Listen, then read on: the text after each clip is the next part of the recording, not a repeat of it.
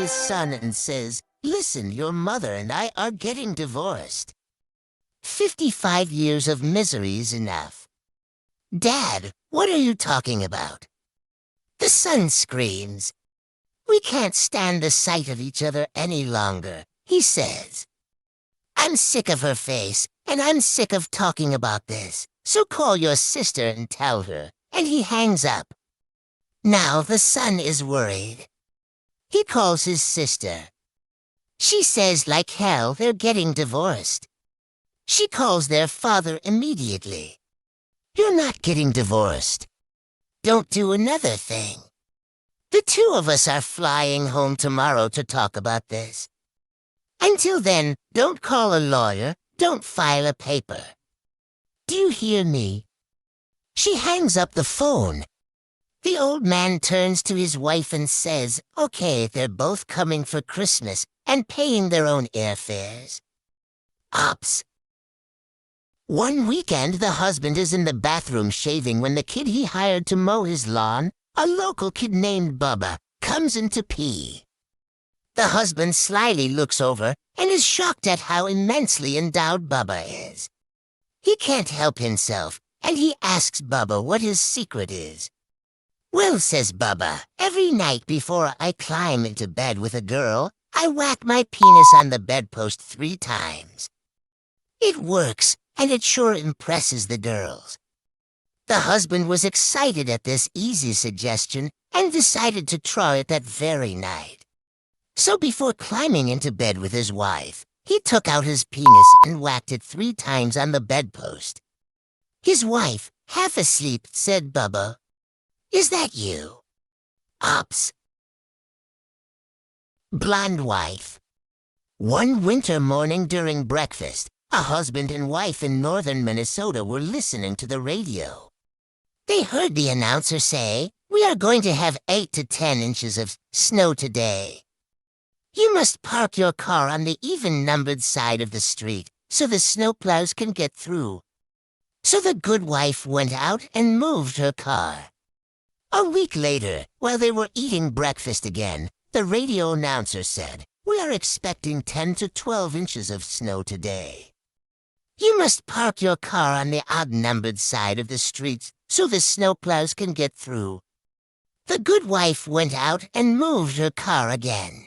The next week, they were again having breakfast when the radio announcer said, "We are expecting 12 to 14 inches of snow today. You must park." Then the electric power went out. The good wife was very upset, and with a worried look on her face, she said, "Honey, I don't know what to do. Which side of the street do I need to park on so the snowplows can get through?" With the love and understanding in his voice that all men who are married to blondes exhibit, the husband replied, "Why don't you just leave it in the garage this time?" Ops. A local bar was so sure that its bartender was the strongest man around that they offered a standing $1,000 bet. The bartender would squeeze a lemon until all the juice ran into a glass and hand the lemon to a patron. Anyone who could squeeze one more drop of juice out would win the money. Many people had tried overtime weightlifters, longshoremen, etc., but nobody could do it. One day a scrawny little man came in wearing thick glasses and a cheap suit and said in a tiny, squeaky voice, "I'd like to try the bet." After the laughter had died down, the bartender said okay, grabbed a lemon, and squeezed away. Then he handed the wrinkled remains of the rind to the little man. But the crowd's laughter turned to total silence as the man clenched his fist around the lemon, and 6 drops fell into the glass. As the crowd cheered, the bartender paid the $1,000 and asked the little man, "What do you do for a living? Are you a lumberjack, a weightlifter, or what?" The man replied, "I work for the IRS." Ops.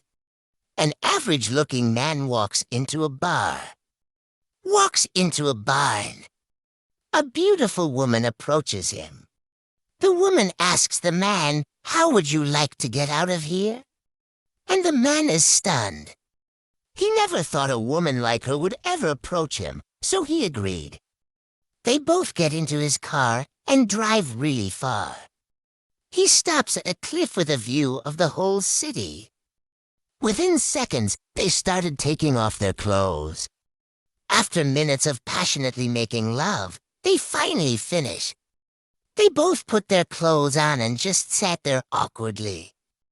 The woman speaks up and says, "I'm a prostitute, and it's going to be $100 for my service." The man is stunned and saddened that she didn't really like him. He gives her the money, and she tells him that she is ready to leave.